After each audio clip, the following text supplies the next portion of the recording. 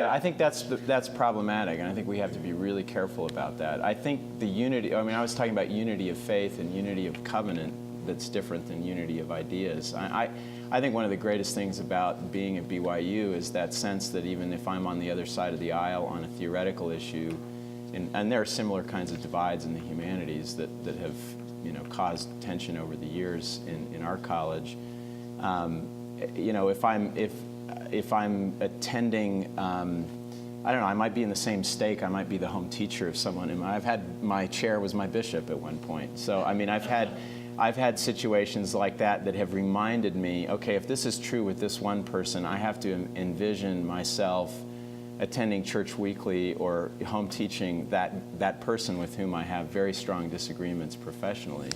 And I think that tends to temper how I might engage in disagreement. I'm a very passionate person about my own intellectual convictions, as many people who know me would agree. But I think, and I haven't always achieved this model that I'm describing, but I think we have to be always aware of that sort of you know, sense of fraternity or sense of belonging in the same family of Christ that is the gospel. And I don't think that ever means that we shouldn't argue, we shouldn't feel passionate about our points of view. I think it's sort of a weird paradox that we do believe in the integration of faith and scholarship, and most of us, because we're prayerful, we're thoughtful, and we're trying to live consecrated lives, feel pretty strongly about a lot of our professional convictions.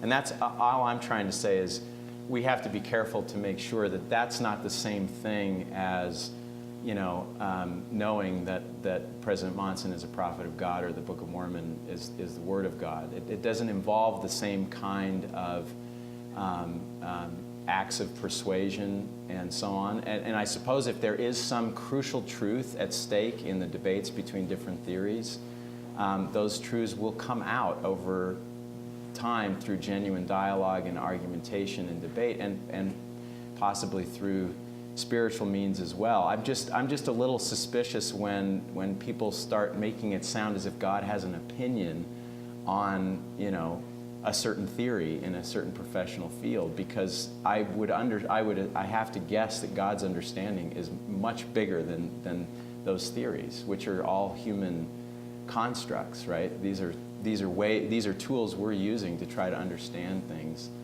that I don't think he's using. I mean, maybe I don't know, right? I mean, and this is not, so we have to recognize what's not part of revealed truth and feel comfortable sort of toning down the rhetoric a little bit so that we don't create those kinds of tensions. But that's, again, not an argument to say we shouldn't argue vehemently. I just think argumentation is very, very healthy. It's big in our area because there are pretty, it's easy to bring in important doctrinal principles to the debate, because like a lot of it's about things like agency and things like that, right, which is obviously important to the gospel. And so some of it is more like what you're saying, there's important principles at stake. It's not just like... Yeah, I guess what I was saying is like that really good, honest thinkers can take a doctrine and apply it to lots of different theories in very different ways. So we have to grant that possibility. That's all I'm saying. You know, obviously I'm not involved in the debates you're describing, but in my field, you know, I would say, you know, devoted scholars, devoted to their faith, can find insights from all kinds of theories and maybe from opposite theories. And it's worth listening to how someone wrestles with a certain doctrinal question in relationship to a theory from a different point of view. I think we don't do ourselves any favors when we narrow the spectrum and say there's only one way to think about this, or when someone else starts thinking differently, we start wondering if they're going off the deep end spiritually. They might be going off the deep end spiritually, but it might have nothing to do with their professional opinions. It might have to do with something else, you know. Anyway. All right, thanks. Other questions, please? I have a question that you can all address, not necessarily directly to George, although George did touch on it. Let's get in conversation with George and get the other two. Okay, yeah, and then you can jump in whenever you like. But on this topic of different religious backgrounds having different manifesting themselves in the schools that they sponsor. So we talk about Calvin College and the analytic philosophers and Anabaptist University, that's a Mennonite university that has this pervasive theme of service. My brother works at a Jesuit university and says this theme of social justice really permeates everything at the university. And I don't see that as necessarily a byproduct. It's a byproduct of those religious persuasions, but more so a sign that they are succeeding, that the fundamental facets of their religious thinking manifest, is visible to the world. This is what we do, this is what we value, and here is how you can see that manifest in the way we think, or the way we teach, or the way we act. My question is, what is the manifestation of the best of Mormon living, and how is it manifested at BYU, or is it? We seem to turn out a lot of lawyers and accountants.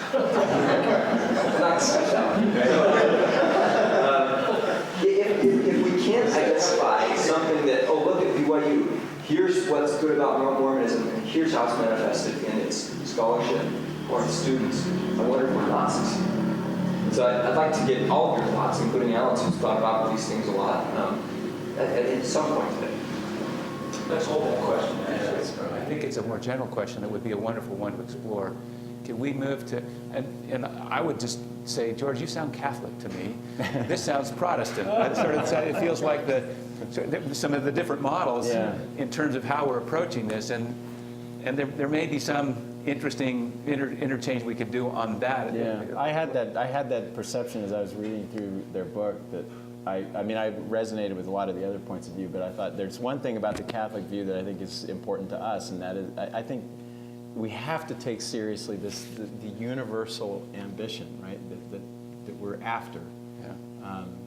And I think that's part of what a restoration theology is. And the Catholic religion has looked over time and across lots of diversity and has to be able to cope with that sense that the truth will out over time, and let's be patient and charitable with one another. And there's a wonderful sense of that in what you're saying. And there's a kind of conflictual Calvinist, what's right here, what's the right framework, and how far can we get down that road, given our theology or lack thereof, as we were listening to Jim and Richard in the previous sessions. I think there's an interesting conversation that I think raises us to another higher level too. So let's get to Rick and move in that direction. Hi, I'm Rick Jellen. I've been here for almost 15 years now at BYU. And I think I have kind of a unique perspective maybe, in the sense that I was not raised in a Christian tradition. I joined the church when I was a teenager in high school. And I was raised by a secular Jewish father. And it's been fascinating for me to read through this book. And I had a postdoctoral boss who was a Sikh. And the word that keeps coming into my head is syncretism. I think we have a syncretic version of Christianity in many respects, and some things, of course, that are unique. But I did not have any prepared comments, per se.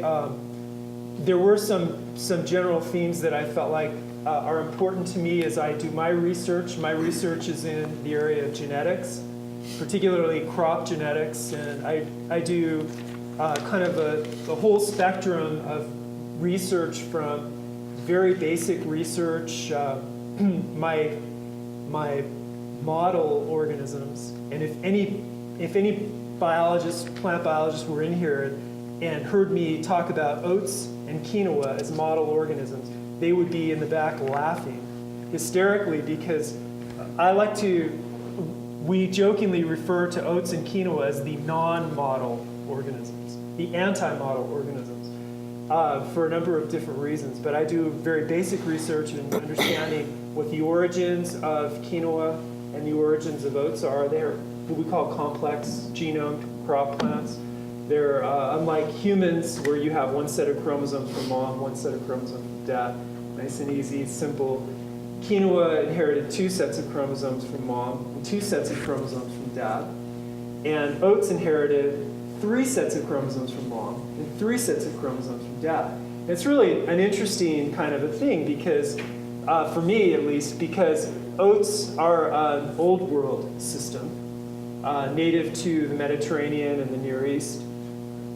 And I've always been interested in geography, and so the biogeographical questions, and I've always been a history buff. And I studied political science also here at BYU. I have 2 majors, as I said in the previous session.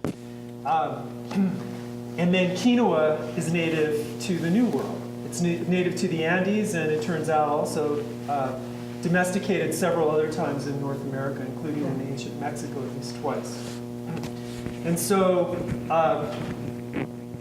that represents some of the more basic research that I do, involving a lot of chromosome analysis, a lot of genome DNA sequencing and sequencing genes and lining them up and seeing what the relatives are. On the more applied side of my research, I also, as I'm doing my research, maybe more within a strategic kind of a scholarship angle with the Jacobsens we're talking, I'm also thinking about how this could be applied. How could this information be applied? And so I justify in an applied sense the study of the ancestry of these species because they have living relatives that are important potentially as resources for genes that we can use to improve those crops. And so, and in fact, on the most applied side, I've had research projects involved with introducing New World crops, quinoa and amaranth, in Morocco, in a very applied kind of a setting, harkening back to my undergraduate training at BYU in agronomy, which is really applied crop and soil science. So as I look at that whole spectrum, that's very, very important for me. And going back to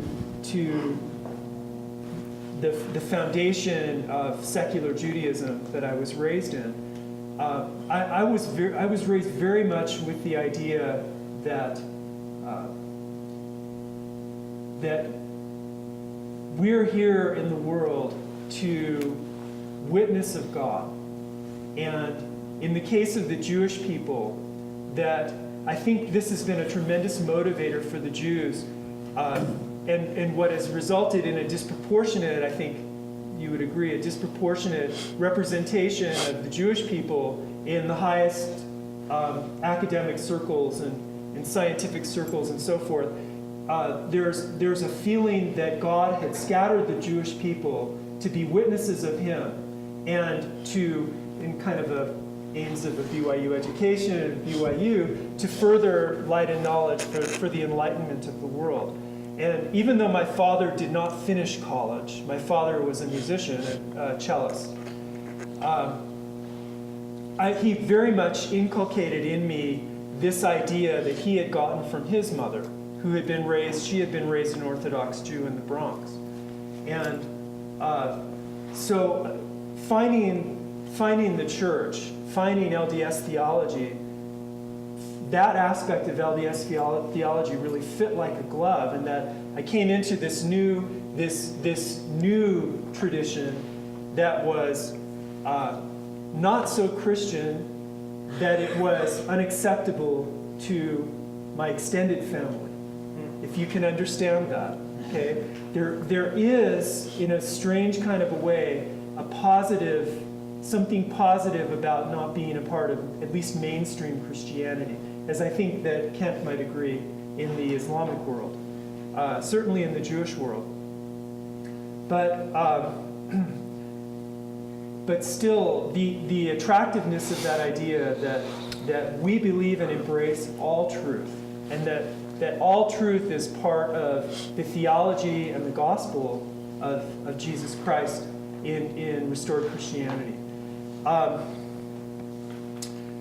Also, that idea of the chosen people, and the idea personally that I have a mission upon the earth, and that the students that I mentor in the lab, that they have a mission on the earth.